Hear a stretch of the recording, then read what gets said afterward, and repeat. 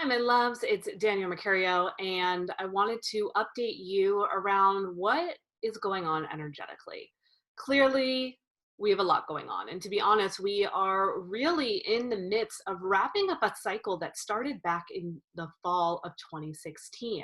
So, in November of 2016, here in the US, we started a new cycle with a new person being elected president, someone that we did not see coming for many of us, right? The other side thought they had it in the bag. There were all these things that were in place that didn't come to fruition. And we were kind of left with this feeling, this understanding, this confusion of now what? Where do we go from here? And that's literally what these last 4 years have been all about. Where do we go from here? But along the way of trying to figure out where do we go from here, a lot got brought to the surface. Because in order for us to make any kind of transition, in order for us to move on in any fashion, whether it be an upgrade, an elevation, a transformation, a fresh start, whatever it is that you're looking for, everything that gets in the way from that fully actualizing comes up to the surface. So these last 4 years have been a mirror for a lot of our tendencies, for a lot of our old programming, for a lot of old timelines that cannot operate into where we are going in the future. I hate to break it to you, but as soon as 2021 hits, it doesn't mean that all of a sudden, oh yay, 2020 is over. Okay? And I don't say this to give you more bad feelings or whatnot, right? We want to start looking at the tools and the signs and everything that are happening as ways to be more informed, as ways to be more aware. But at the end of the day, what I want you to hold on to, what I want you to lean into is your faith, is your God, is your divine source that you tap into, that higher power, that universe, whatever you want to call it. Because at the end of the day, that is your everything. Okay? Astrology is a big thing for me, but I want you to know that astrology is not my everything. At the end of the day, astrology is my tool. It is my guide. It is my way to inform. It is my way to educate. It is a way to make sense of things. But when I really need support, when I really need to trust in something, I don't go to my horoscope. I go to my God. And so, how are you going to your God right now?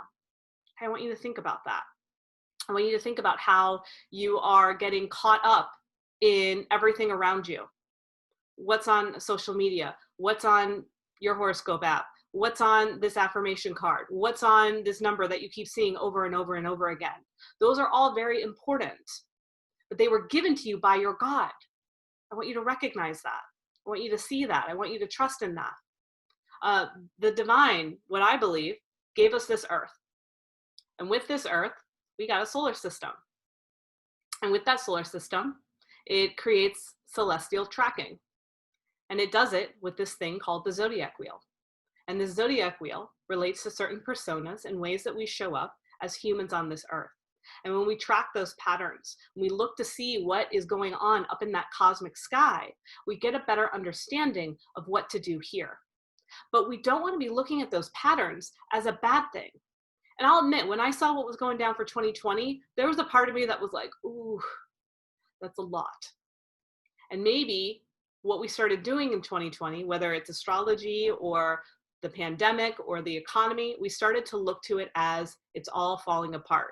This is bad. This is not good. What's coming up next? I can't take this much more. And we kind of have set a prophecy for this year to just be a shit show. And it is. So we kind of have to let it be. But at the same time, if we're going to move into, regardless of what happens next week, we need to look at how we're going to handle the upcoming year. Because again, it's not like the ball is going to drop at 2020 and we're going to hit 2021 and the last year was just a mirage and it all fades away and we feel great again. We are going to be using the upcoming year and honestly the upcoming 4 years to rebuild from where 2020 left us. And if we don't have the right attitude, if we don't have the right perspective, if we are relying too heavily on the tools and not the source that provided us those tools, we are going to continue to stay in this kind of sensory overload. Okay, when I say sensory overload, it means that we are giving too much of our energy away. And when we give too much of our energy away, we start to feel scattered. We start to feel leaky. We start to feel like we don't have a sense of boundaries. We feel like we're at the mercy of what's happening around us. We cling to our survival based on feedback and validation from other people and other sources. And that's not sustainable. Okay. So some things that we want to take note of is, of course, placing boundaries and then honoring those boundaries. How many times have you created a boundary and that person honored it, or you decide to take time off your phone, and then all of a sudden you're like sitting around and you're like, okay, well, I'm not going to go on Instagram. I said I was going to take Sunday off. Now what? Or why isn't that person reaching out to me? I told them not to reach out to me. All they do is reach out to me, and now they're not, and now I don't know what to do with myself. That's the sweet spot right there. That sweet spot of space that you create for yourself is where you get intel to go deeper. Okay, and does not be in this space of mindlessly scrolling or mindlessly being of service to others or mindlessly entertaining yourself and distracting yourself with everything going on, and giving yourself the opportunity to claim your energy. In the midst of what is happening, you want to show up and do your part and be of service, but then you want to claim what's yours and what you're willing to say yes to, and being so clear about what you're saying no to, literally and energetically. One thing that I've been advising to my clients is claim your energy at the end of the day. So what's happening right now is our system is processing a lot, and it's all over the place. And it's all over the place because of everything that's going on, and also because of technology. So what's happening is we don't even realize it, but we're depositing energy all over the place. So you're depositing your energy when you go to the grocery store. You're depositing your energy when you go on Instagram. You're depositing your energy when you're texting someone. You're depositing your energy when you go into work, or whatever those exchanges are. All day long, you are depositing your energy everywhere. And then we go to bed and we can't sleep and our mind is racing. We don't know why, or we have erratic dreams, or we wake up in the morning and we don't feel that great. We don't really feel like moving forward with the day. We're getting tired. We're getting run down. Why? Because your energy is spread literally across the entire globe. And so what can you do to start claiming your energy? Well, one of the things is simply at the end of the day, maybe a little bit before you go to bed, you take a few breaths and you say, I take back all my energy. Wherever it was dispersed, wherever it got scattered, I bring it all back to me. Okay, that's you taking in your power, because otherwise it's going to start to manifest in weird ways. It's going to start to manifest in raining havoc on your peace, bleeding into, just, you're going to notice it in a lot of ways that aren't pleasant. Okay, and that's just because your energy is erupting and manifesting in all these different ways. And again, I don't say this to scare you. I say this to empower you in a way that you have. When we feel like we don't have a sense of control, then that's the beautiful opportunity to, of course, drop in prayer and get our center back. And then once we get that sense of center, then we reclaim our energy. Okay? Because otherwise, if we drop our energy somewhere and someone else picks it up and now it's going somewhere else, like let's say you put your energy accidentally in someone else's cart, and then next thing you know, your energy is going home with that person. What? How did you get into their house, right? And you're like playing out energy in their life, in their field, when you don't really need to, right? So these are some things that we want to think about that we don't realize we do. So creating boundaries in that way, pulling in your energy. You can do it at the end of the day. And then also when you wake up in the morning, say like, okay, I'm complete. I'm starting off this day complete. I'm starting off this day whole. I'm going to hold on to my energy as best I can. Again, you're not going to tiptoe around life and walk on eggshells, but you're just going to be a little bit more mindless or mindful of how you've been mindlessly spending your time. If you're just scrolling, that's what they want you to do. They want you to scroll. They want you to check out. They want you to be distracted. They want you to feel numb, because the more that you feel numb, the more you can buy into the prophecy of whatever somebody else's agenda is. And you're not here for that. You're not here for that. You're here to make your own choices and your own decisions and be discerning of how you want to show up. Okay? But in order to do that, we gotta reel it in. Also, another thing that we have a tendency to do is we keep helping people thinking it'll minimize our stress. How many times have you ever like said yes to something because you thought it would be less stressful to say yes? You've done that before. You're like, oh, I really don't want to do this, but this person's on my back and I really don't want to say no to them. You know what? It's going to be less stressful if I say yes and just do the thing. But does that really help manage your stress? Does that really work out in the end for you? And what happens is we're just duplicating that over and over again. We're continuing to put ourselves in stressful situations. We'll complete the stressful situation. We'll have a moment of relief, and then the cycle repeats again. So I want you to notice too, for reoccurring situations where you're saying yes because you're convincing yourself that that will relieve the stress, as opposed to having those uncomfortable moments where you have to say no. And they may feel stressful in that moment, but you end the cycle. You drop that timeline of I say yes to situations like this, and instead create space for new things that you want to draw in. Okay, like we have to realize that a lot of our old programming is just continuously reoccurring, when that's why we're not getting ahead. We're running these old stories on repeat, and we don't know why we're not moving forward. Well, we've got to cut off that old story and say no more to this, and then open up into creating a new one and a new pattern that you want to move forward in. If you ever hear people talk about like grid work, what does that mean? Grids. Well, what we're doing is we're saying like this old pattern, this old timeline, this old program, this old story no longer serves me. It's not working. I don't want this to be my operating system anymore. So I'm going to kill it, right? It's got a virus. It's, you know, whatever it may be. I was watching Independence Day, and that's how they took down the aliens. They had to give the aliens a virus so that it would shut down. It's almost like we have to give ourselves a virus so that we can shut down, but you can't let other people give you a virus, right? But like where I'm going with this essentially is, where are you replaying old systems over and over again where you don't realize it, or you'll just be like, I'm just going to say yes this one time to get a sense of relief, but then it really doesn't serve you. And then the pattern repeats. Let's end those patterns so then we can create a new pattern. Creating a new pattern is, what do you want to see on repeat in your life? What kind of opportunities, what kind of partnerships, what kind of people, situations do you want your life to be moving into? And it doesn't just have to be material, but it can also be feelings of empowerment, feelings of wealth, feelings of health that become, you know, a new way of moving forward.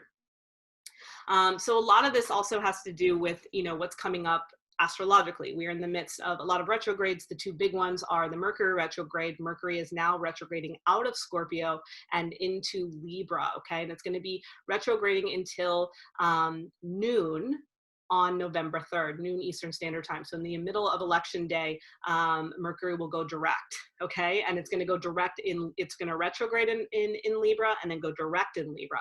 Libra is the scales, balance, justice, rectifying what has been out of alignment, okay? Huge, huge. And so what we're seeing right now is all of these old kind of timelines being shown to us. There's a reason why you're getting a lot of flashbacks, why your system seems to be heightened, why so much is triggering you. Okay, we're in a little bit of a triggering zone. And these triggers are meant to be showing up for you to say, like, I'm not going to push this button anymore. I'm not going to let this trigger me. Get out of here. I'm going to push the right buttons that move us forward. And through pushing those right buttons, then as Mercury goes direct on the 3rd, we see more alignment move forward, collectively and individually. What that's fully going to look like, we don't know. And we have to trust in, you know, the divine plan of how this is all going to unfold. But these are suggestions based on what is happening. Further, Mars retrograde is still happening. Mars is all about the reversal of power.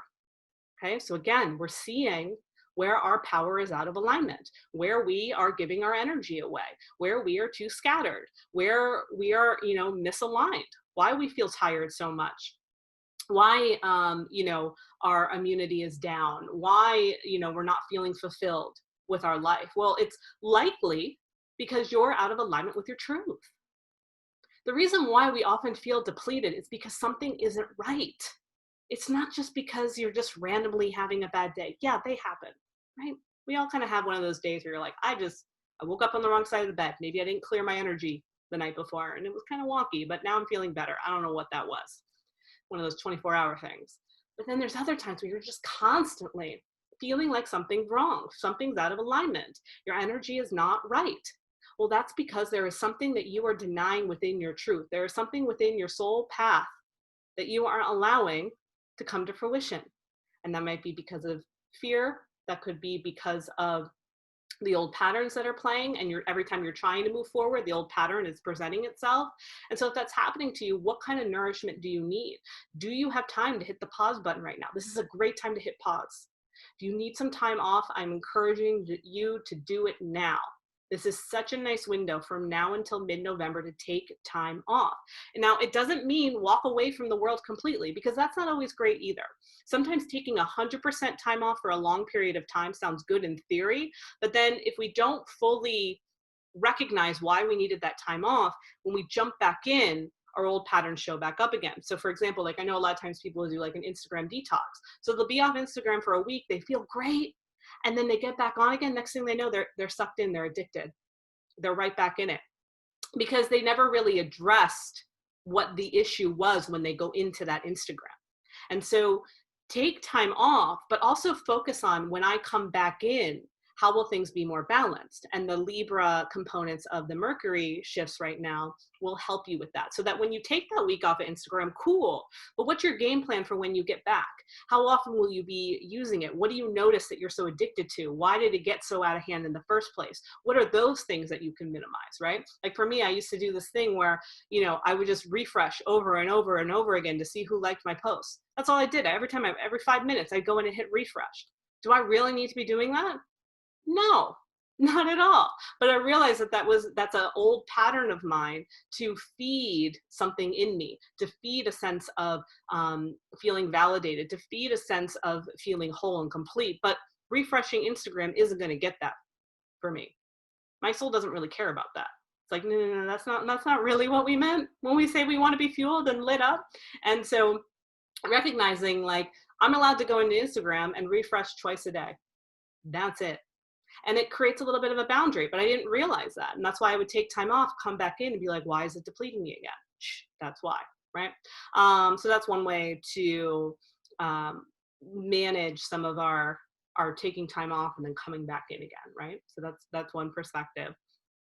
Other things that we want to note that are happening is the full moon is coming up. So on October 31st, we are having a Halloween full moon. And what's special about it is every once in a blue moon, we have two major moon phases in a month. So on October 1st, we had the full moon in Aries. Now October 31st, we're having the full moon in Taurus. What I like about this, so astrologically, it doesn't really mean anything because astrology doesn't use the same calendar that we use. Astrology, the new year is on, I was gonna say 420, on 320. So 320 is the astrological first day of the year. So having two full moons in a month doesn't mean anything astrologically, but we can look at it in other ways symbolically. Having two full moons in this month means you get a second chance to release what isn't serving you. Typically, you only get one chance a month to do that with the full moon. This month, you get two. So what is it that you've observed over the last 4 weeks, and even in a testament to what I've been talking about, that just isn't working for you? What are those old operating systems? What are these patterns? What are these reoccurring themes that you don't want to keep agreeing to? This is what we let go of. I love that we say it's once in a blue moon. The blue moon, blue, our throat chakra, speaking up, being in our truth, okay?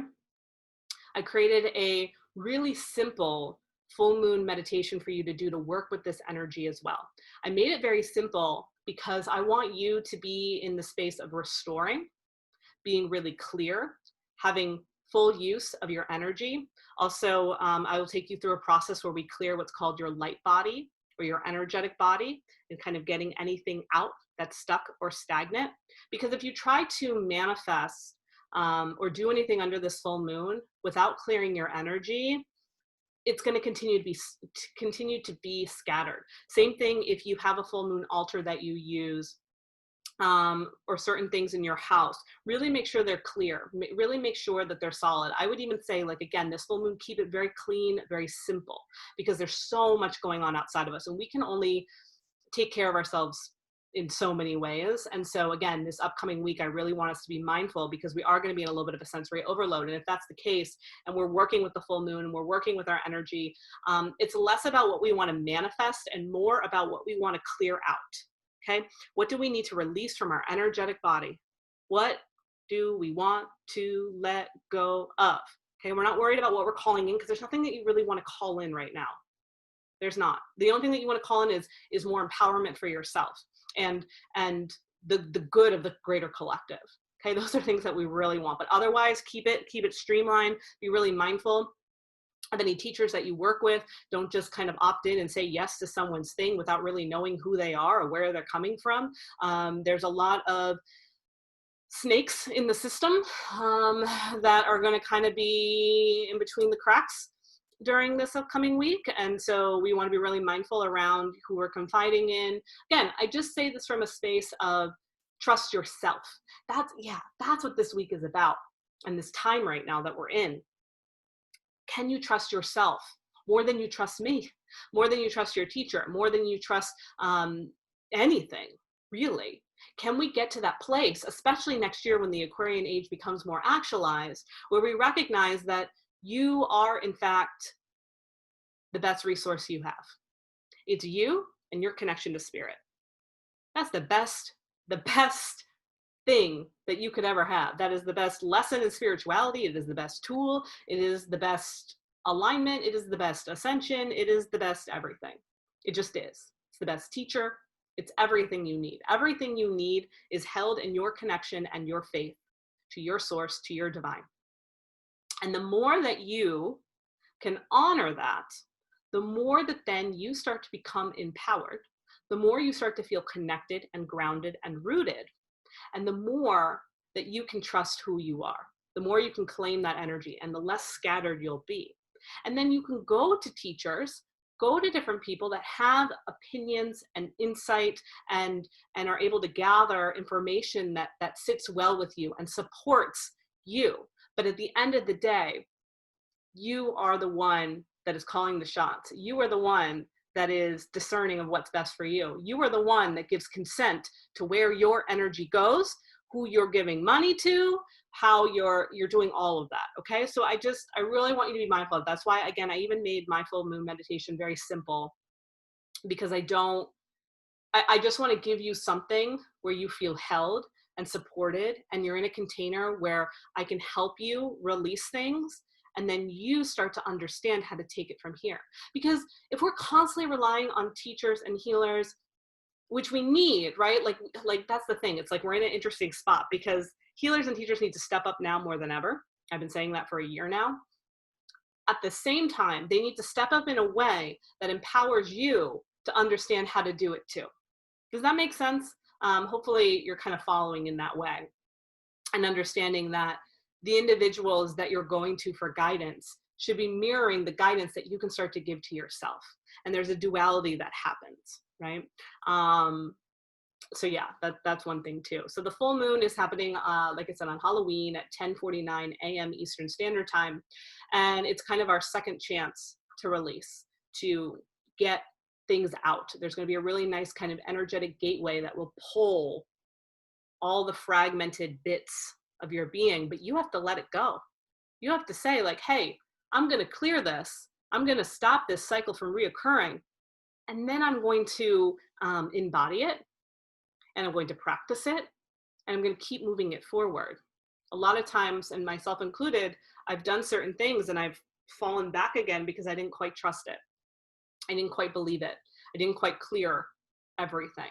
And that's all right. This is a journey, right? We're in a process. If we were meant to be perfect and have it all figured out, you wouldn't be here. You'd be done. Okay. So we're not done learning. We're not done evolving. We're not done clearing our entire lives. However, the more you do it, the more it just makes good sense. That's the best way I'll put it. So again, I want to give you my love, my good grace for you during these times. You're doing the best you can. You're doing amazing. I have high hopes for where we are going. At the same time, I'm not expecting a miracle to happen overnight. I see this as an evolution. I see this as a process. And I see that we are all here for a reason. And we're all showing up now. And there's a reason why you and I are connected. And I'm here for that. I honor that. I trust that. And so just realize you are important. You matter. I appreciate you. And if there's anyone that you feel would resonate with what I've been sharing, definitely tag them in the comments below. And let's continue to spread this message. Let's work together for the full moon. And if there's anything else you need, I'm here for you. I'm going to continue to share messages as they feel good to me, and really coming from the place of my truth, and even not getting caught up in some of the things that it's easy for my human egoic mind to get caught up in, right? Even with astrology, I was getting a little bit burnt out because I was kind of fixating on this idea of being like the weather forecaster. And it's like, that's not my full role with astrology. And so just kind of navigating my own way as I do. Anyway, I adore you. If you're interested in the full moon, you can either pre-order it or order it live when it becomes available Friday evening through the link in my bio. Again, please share this out if this feels good for you, and continue to be discerning with your energy. Do the rituals at night where you claim everything back, you pull back in that scattered energy, and then in the morning, you continue to feel complete and take ownership of your day as you move forward. And we got this, okay? We really, really do. Love you.